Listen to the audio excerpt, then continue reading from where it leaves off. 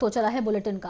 भाजपा राष्ट्रीय कार्यालय में पत्रकार को संबोधित करते हुए सीनियर नेता सुधांशु द्विवेदी ने पत्रकार को मोदी जी के विजन के बारे में बताते हुए कहा है कि 140 करोड़ भारतवासियों का ये परिवार है जिसमें किसी राजनीतिक पार्टी का नहीं है बल्कि सिर्फ देश की भावना और समर्पण है। भारतीय जनता पार्टी देश के प्रति वफादारी और समर्पण के साथ सर्वप्रथम है। उन्होंने लालू प्रसाद यादव के बयान पर भी जवाब दिया। उन्होंने कहा कि यह भारतीय जनता पार्टी के लिए भारतवर्ष ही सर्वप्रथम है जो सर्वसाधारण हित में काम करती है।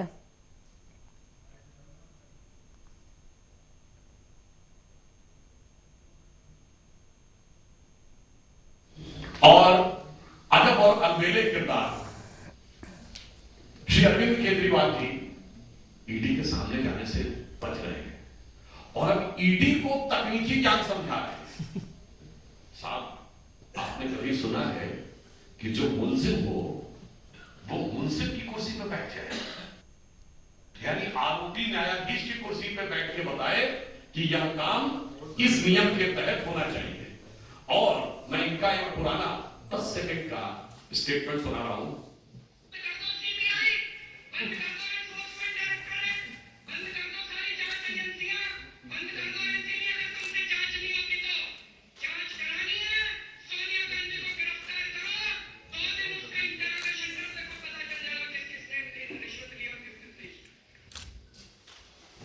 समझदार व्यक्ति है और उन्हें तो पता है कि शायद 2 दिन की भी जरूरत ना पड़े। ईमेल भेजा गया था, इसलिए मैं बात कह रहा हूं। बाकी पार्टियां जब भ्रष्टाचार के आरोप पे लड़ती हैं तो अपनी बात पे कायम रहती हैं। इस किरदार का ये देखिए कि किरदार कितना बड़ा कलाकार है। यूपी पुलिस भर्ती पेपर लीक मामले में भर्ती बोर्ड के अध्यक्ष रेणुका मिश्रा को पद से हटा दिया गया है। उनकी जगह राजीव कृष्ण को भर्ती बोर्ड की जिम्मेदारी दे दी गई है। बता दें कि यूपी में 60,000 से ज्यादा सिपाही भर्ती में 48 लाख से ज्यादा अभ्यर्थी शामिल हुए थे। पेपर लीक के बाद परीक्षा रद्द कर दी गई। सिपाही भर्ती पेपर लीक मामले में चूक और एफआईआर दर्ज कराने में लापरवाही के चलते डीजी भर्ती बोर्ड अध्यक्ष रेणुका मिश्रा को हटा दिया गया है। उन्हें फिलहाल वोटिंग में रखा गया है। परीक्षा रद्द होने के बाद से भर्ती बोर्ड के इंटरनल असेसमेंट कमेटी रिपोर्ट नहीं दे पा रही थी और ना ही मामले में एफआईआर दर्ज कराई गई थी। डीजी विजिलेंस राजीव कृष्ण को भर्ती बोर्ड का अतिरिक्त प्रभारी बना दिया गया है। बता दें कि बड़ी खबर पेपर लीक मामले में सामने आई है, जहां रेणुका मिश्रा को हटा करके उनकी जगह पे राजीव कृष्ण को भर्ती बोर्ड की जिम्मेदारी दे दी गई है। एक बड़ा संज्ञान योगी सरकार ने लिया है जिसमें मामला दर्ज करेंगे वो लोग। वहीं लखनऊ में कई प्रस्तावों को मंजूरी मिलने की संभावना है, जिसमें 2 दर्जन प्रस्तावों को हरी झंडी मिल सकती है। पहला प्रस्ताव होमगार्ड स्वयं सेवकों के आहार भत्ते को बढ़ाने का है। दूसरा प्रस्ताव ग्रामीण क्षेत्र में निजी नलकूप उपभोक्ताओं को राहत प्रदान करने के लिए है और तीसरा प्रस्ताव उपभोक्ताओं को मुफ्त बिजली आपूर्ति देने का है। इसके अलावा निजी नलकूप उपभोक्ताओं को भी राहत मिल सकती है। अतः अंत में SCRDA 2024 को मंजूरी मिल सकती है। यह प्रस्ताव सामाजिक और आर्थिक विकास के क्षेत्र में सुधार को बढ़ावा देने का उद्देश्य रखते हैं। इन मंजूरियों से जनता को आराम और सुविधा का अनुभव होगा।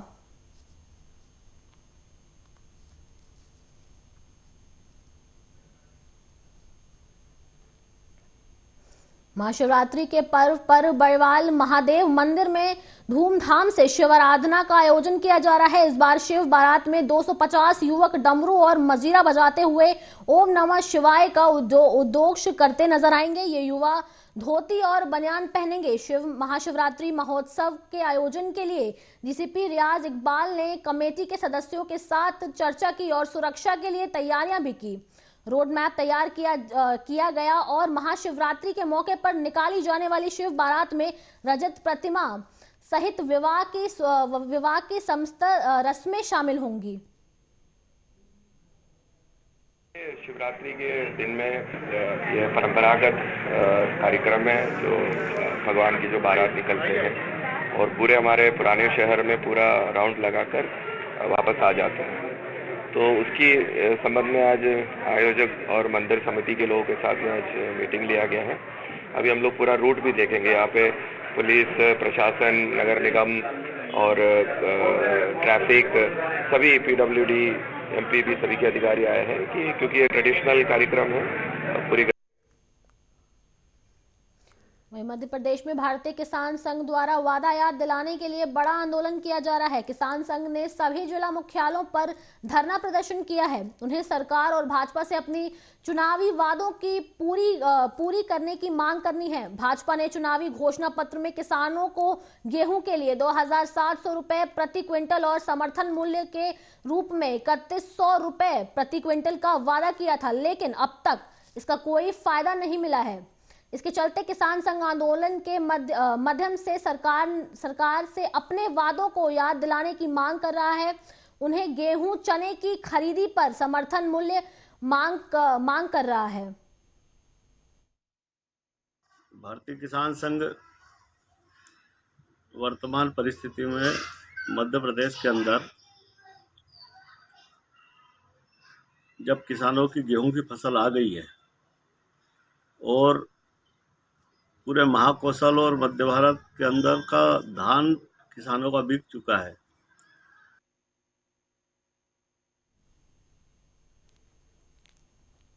उत्तर प्रदेश के कौशाम्बी में खड़ी ट्रक से टकराने से मनोरी से हथगांव जा रहे बारात में 3 लोगों की मौत हो गई है, जिसमें एक मासूम भी शामिल था।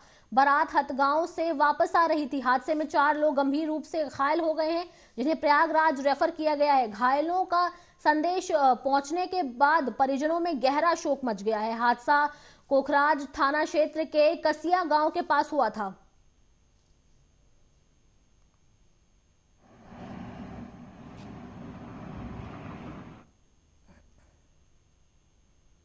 भावी लोकसभा चुनाव 2024 को देखते हुए शक्ति विधानसभा क्षेत्र में भाजपा का मुख्य चुनाव कार्यालय चंद्रा भवन का उद्घाटन हुआ। इस अवसर पर माननीय नेतागण, पूर्व नेता प्रतिपक्ष विधायक नारायण चंदेल, शक्ति जिला प्रभारी गुरुपाल भल्ला, जिला अध्यक्ष कृष्णकांत चंद्रा, पूर्व विधायक खिलेवान साहू, सांसद प्रत्याशी कमलेश जांगड़े सहित भाजपा के पदाधिकारी एवं कार्यकर्ता उपस्थित रहे। ये कार्यक्रम मुख्य रूप से लोकसभा चुनाव प्रभारी और पूर्व विधानसभा अध्यक्ष श्री गौरी शंकर अग्रवाल जी के मुख्य आतिथ्य में संपन्न हुआ।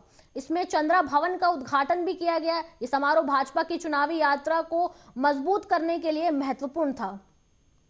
70,26,000 लोगों ने आवेदन किया, उसमें से 70,15,000 लोगों को स्वीकृत हो गया। मतलब जो आवेदन में केवल 11,000 लोगों का तकनीकी कारणों से फॉर्म जो है रिजेक्ट हुआ है, लेकिन उसको भी सुधार करके बाद में ठीक कर लिया जाएगा। अभी एक भी विधायक अपने 8 विधानसभा में नहीं है, तो उसमें बीजेपी की क्या कार्य योजना रहेगी इस चुनाव में? कुछ विशेष?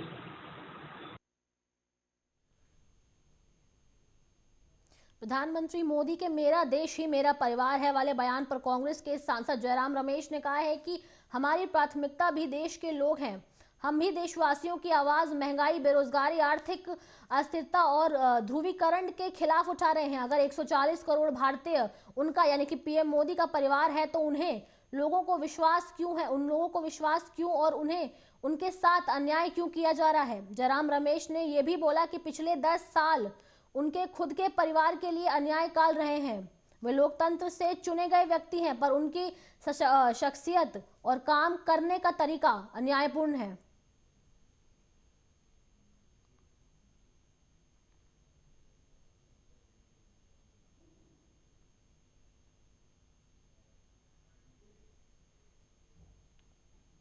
लोकसभा चुनाव 2024 की सरगर्मियां बढ़ चुकी हैं। बता दें कि भाजपा ने गोरखपुर संसदीय क्षेत्र और जिलों के संसदीय क्षेत्र के प्रत्याशियों के नाम की घोषणा कर दी है।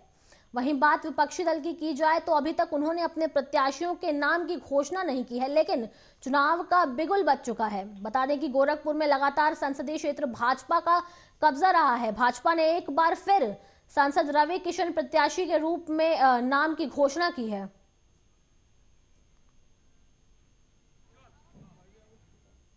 गोरखपुर का क्या विकास होगा? ये तो योगी जी का देन है, जो विकास दिखाई दे रहा है। सांसद जी का कोई विकास नहीं है यहाँ। यानी 5 सालों से सांसद है यहाँ पर, कोई काम सांसद के कभी किसी गांव में गए हो तो एक बार बताया जाए, एक बार बताएं वो किस गांव में गए हैं और कहाँ गए हैं। यानी आप सांसद को नहीं जानते हैं? सीधी नहीं जानते हैं, लेकिन स्थानीय अगर होता तो कम से कम अपने जिले में घूमता, अपने लोगों के साथ रहता। ये तो दिल्ली बम्बई वाला है, ये तो घूमते ही रहेंगे। आइए, और भी लोग हमारे साथ हैं, आइए इनसे बात करते हैं। ये भी किस तरह किस मुद्दा को लेकर वोट करेंगे? क्या नाम पड़ेगा आपका? मेरा नाम जीत बहादुर सिंह है, छपिया गांव का निवासी हूँ जी। किस मुद्दे को लेकर आप वोट करेंगे? विकास ही मेन मुद्दा है। विकास कार्य इस सरकार में तो मनचाहा हुआ है, ऐसा नहीं है, लेकिन जो हमारे सांसद महोदय हैं, हम तो आज तक इनको देख ही नहीं पाए अपने गांव में कि कब आते हैं कब नहीं आते हैं तो नहीं आते हैं, कब जाते हैं कुछ नहीं। कभी एक बार इनका गोरखपुर में तो कभी मुंबई, दिल्ली, बिहार। सरगर्मियां बढ़ चुकी हैं और हम इस समय मौजूद हैं गोरखपुर के संसदीय क्षेत्र छपिया में। हमारे साथ मौजूद है यहाँ की जनता। आइए जानते हैं किस तरह से सांसद को चुनना चाहेंगे और किस तरह सांसद क्या काम के लिए चुनेंगे और क्या है इनकी मांगे। जी, क्या नाम है आपका? मैं विनोद कुमार मौर्य, ग्राम सभा छपिया, जिला गोरखपुर, तहसील सदर, ब्लॉक पिपरोली के मूल निवासी हूँ। आप सांसद के रूप में किसी देखना चाहेंगे? क्या आप मुद्दाएं रहेंगे इस बार चुनाव का वोट देने का? इस समय ग्राम सभा छपिया गोरखपुर संसदीय क्षेत्र में पड़ता है। इसमें इसके पहले हमारे सांसद रवि किशन शुक्ला जी थे, जो भाजपा के प्रत्याशी के रूप में इस बार भी घोषित हुए हैं। सरगर्मियां बढ़ चुकी हैं और हम इस समय मौजूद हैं गोरखपुर के संसदीय क्षेत्र छपिया में। गांव की सर सफाई देखें, करवावें, नाली खंजा का व्यवस्था करावें, और जो नरकटहा में जमीन पड़ती थी, हर जिले का काबला सर्किल रेट बढ़ा और यहाँ का नहीं बढ़ा, और यहाँ किसानों की जमीन ले ली गई, इसलिए नाराज हैं। यानी विकास और रोजगार के मुद्दे पर आप वोट करेंगे? हाँ, बिल्कुल करेंगे जी। तो यहाँ पर हम लोग मौजूद थे और लोगों का कहना है कि किसी का ज़मीन निकला है तो किसी का कह रहा है सड़क रेट बढ़ाना है और कोई कह रहा है विकास के मुद्दे पर वोट करना है। तो आइए जानते हैं इसके।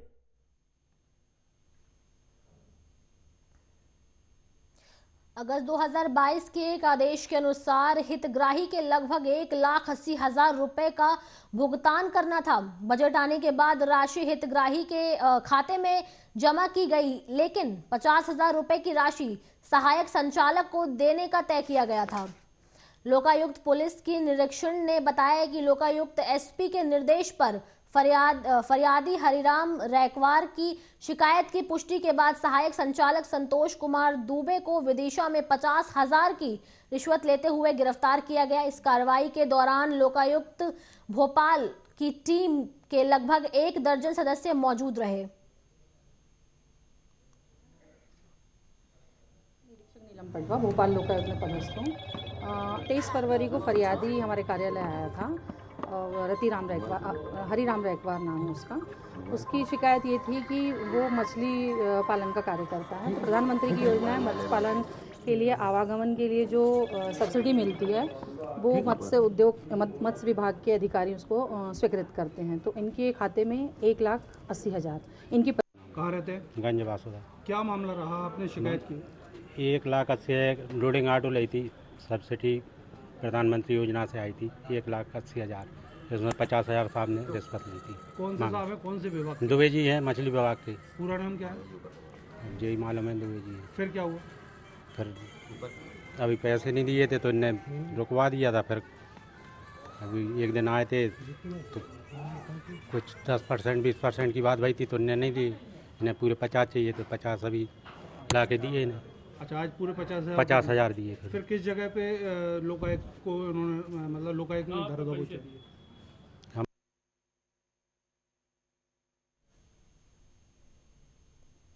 तेलंगाना में पीएम मोदी ने विपक्ष पर जमकर हमला किया। अपने संबोधन में पीएम मोदी ने कहा कि परिवारवाद का एक स्वभाव है, परिवारवादी पार्टियों के परिश्रम से दूर दूर तक कोई नाता नहीं है।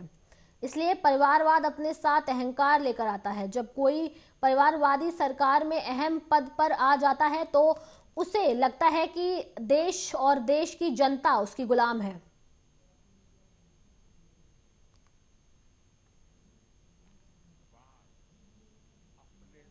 साथियों, परिवारवाद का एक स्वभाव है।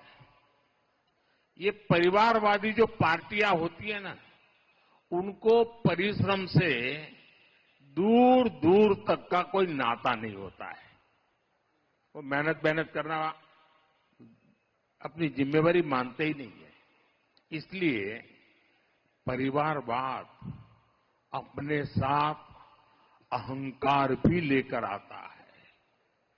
और जब कोई परिवारवादी सरकार में किसी अहम पद पर आ जाता है तो उसे लगता है कि देश और देश की जनता उसकी गुलाम है।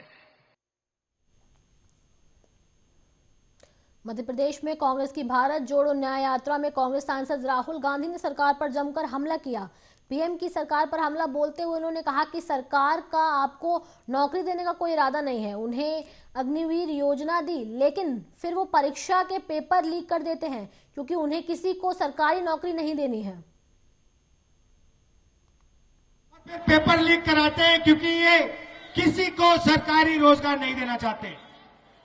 ये मैं आपसे कहना चाहता था। आप सबका बहुत बहुत धन्यवाद। और जो पुलिस वाले मुस्कुरा रहे हैं, आपका भी धन्यवाद। जय हिंद। भैया,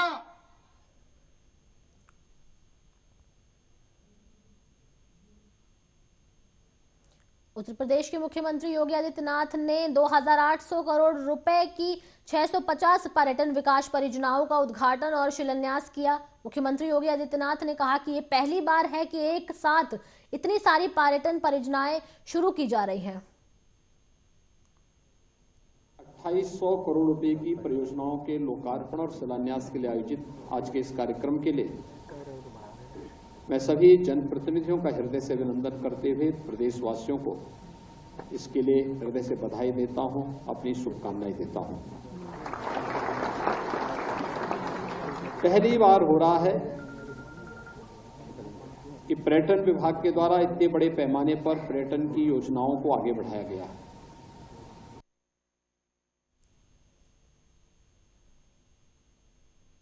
फिलहाल के लिए इस बुलेटिन में इतना ही। देश दुनिया की तमाम बड़ी खबरों को देखने के लिए देखते रहिए आर्या न्यूज। नमस्कार।